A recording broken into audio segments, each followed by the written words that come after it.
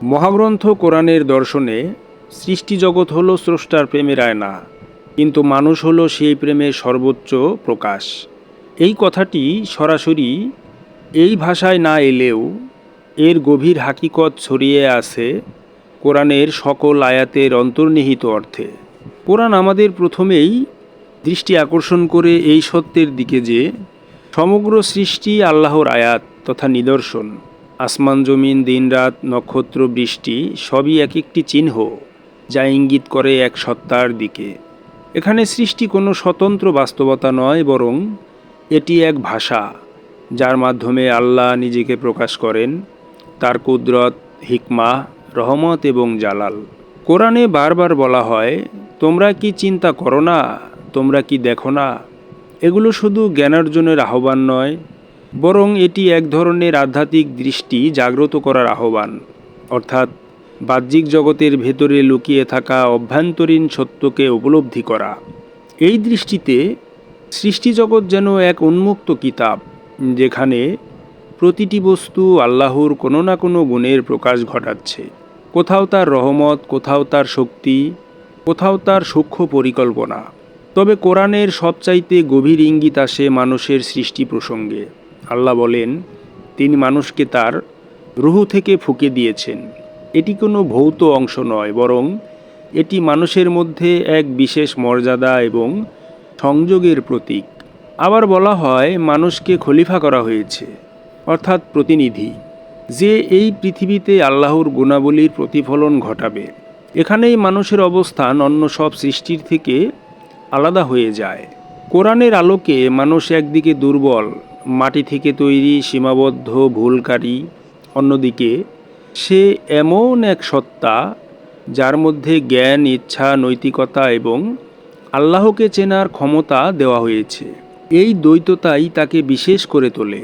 সে পতিত হতে পারে, আবার উচ্চতম স্থানেও উঠতে পারে। এই সম্ভাবনাই প্রমাণ করে মানুষ শুধু সৃষ্টি নয়, সে এক দায়িত্ববান আয়না, যার মধ্যে আল্লাহর গুণাবলী বাস্তবে প্রকাশ পায়, যেমন ন্যায়, দয়া, ক্ষমা, ভালোবাসা। কোরআনে মহাব্বাহ তথা প্রেমের ধারণা অত্যন্ত সূক্ষ্মভাবে এসেছে। বলা হয়েছে, আল্লাহ মুমিনদের ভালোবাসেন এবং মুমিনরা আল্লাহকে ভালোবাসে। এখানে প্রেম একতরফা নয়, এটি চিরন্তন সম্পর্ক। মানুষ যখন আল্লাহর পথে চলে, তখন সে শুধু আনুগত্য করে না, সে এক প্রেমের সম্পর্কে প্রবেশ করে। এই সম্পর্কের মধ্যেই মানুষ তার প্রকৃত সত্তা খুঁজে পায়। আরও গভীরে গেলে কোরআন বলে, আমি তোমাদেরকে আমার নিদর্শনসমূহ দেখাবো দিগন্তে এবং তোমাদের নিজেদের মধ্যে। এটি এক অসাধারণ ইঙ্গিত। বাহ্যিক জগৎ এবং অভ্যন্তরীণ জগৎ উভয়ই আল্লাহর আয়না, কিন্তু মানুষের ভেতরের আয়নাই সবচাইতে গভীর, কারণ সেখানে এই নিদর্শনগুলো সচেতনভাবে উপলব্ধি করা যায়। তবে কোরআন সবসময় একটি ভারসাম্য বজায় রাখে। সৃষ্টি এবং স্রষ্টা এক নয়।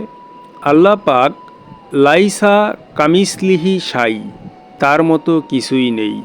তাই সৃষ্টি যতই তার গুণাবলীর প্রতিফলন হোক, তা কখনোই তার সত্তা নয়। এই পার্থক্য রক্ষা করা কোরআনের মূল আকিদা।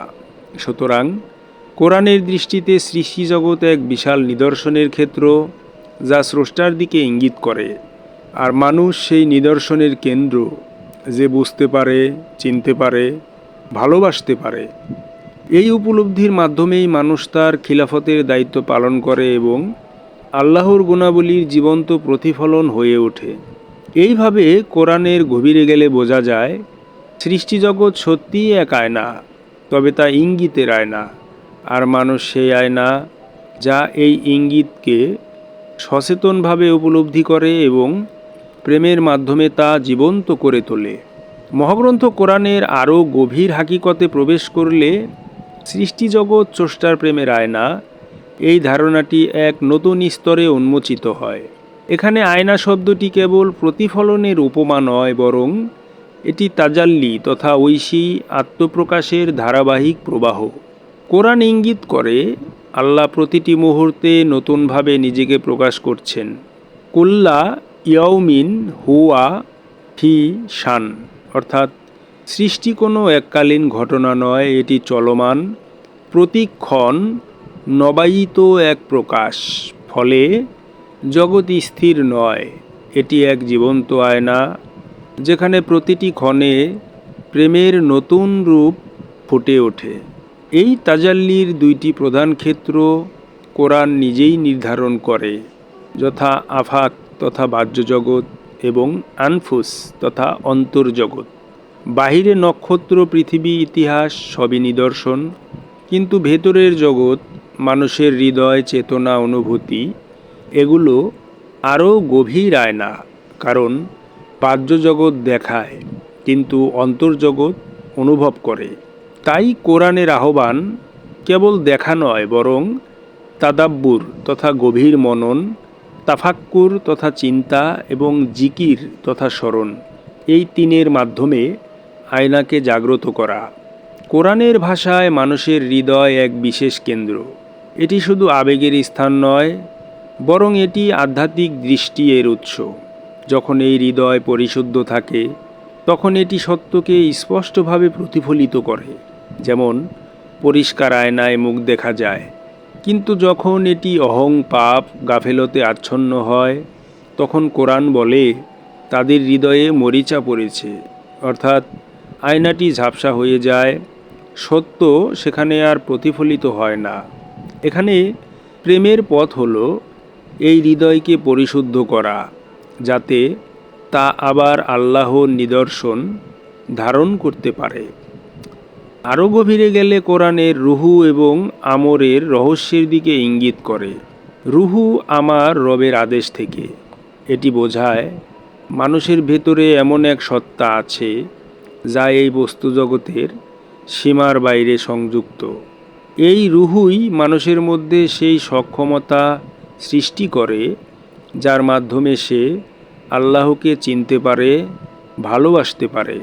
তাই মানুষ শুধু মাটি নয়, সে এক সংযোগ বিন্দু, যেখানে দৃশ্য এবং অদৃশ্য, সৃষ্টি এবং আদেশ, সীমিত এবং অসীম, এগুলো মিলিত হয়। কোরআনের সবচাইতে সূক্ষ্ম প্রেমতত্ত্ব প্রকাশ পায় কুরব তথা নিকটতা এর ধারণায়, তথা আমি তোমাদের ধমনীর শিরার চেয়েও নিকটবর্তী। এই নিকটতা ভৌগোলিক নয়, এটি অস্তিত্বগত, অর্থাৎ আল্লাহ দূরে নন, বরং মানুষের অস্তিত্বের গভীরতম স্তরে উপস্থিত। কিন্তু মানুষ এই নিকটতাকে অনুভব করতে পারে না, কারণ তার দৃষ্টি বাহিরে ব্যস্ত। যখন সে অন্তরে ফিরে আসে, তখন সে আবিষ্কার করে যাকে সে খুঁজছিল তিনি তো সবসময় তার সাথেই ছিলেন। তবে কোরআন এখানে একটি সূক্ষ্ম ভারসাম্য বজায় রাখে। নিকটতা আছে, কিন্তু একত্ব তথা আইডেন্টিটি নয়। আল্লাহ পাক লাইসা কামিসলিহি শাই, তার মতো কিছু নেই, অর্থাৎ মানুষ আয়না হতে পারে, প্রতিফলন হতে পারে, কিন্তু কখনোই মূল সত্তা নয়। এই পার্থক্য রক্ষা করেই কোরআন প্রেমকে বিশুদ্ধ রাখে, যেখানে সম্পর্ক আছে কিন্তু সীমার অতিক্রম নেই। আরও গভীরে গেলে কোরআনের একটি গভীর সত্য প্রকাশ পায়।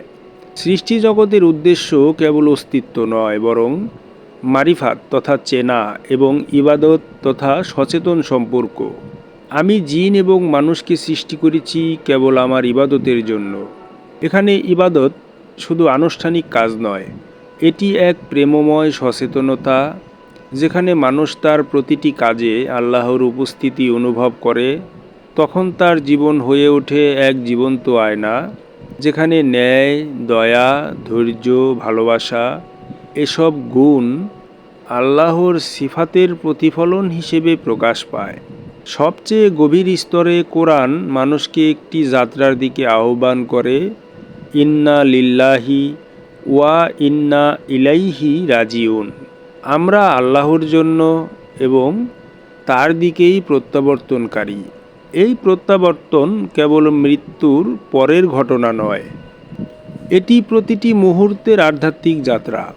মানুষ যখন নিজের ভেতরের আয়নাকে পরিষ্কার করে তখন সে ধীরে ধীরে সেই উৎসের দিকে ফিরে যায় যেখান থেকে তার রুহু এসেছে।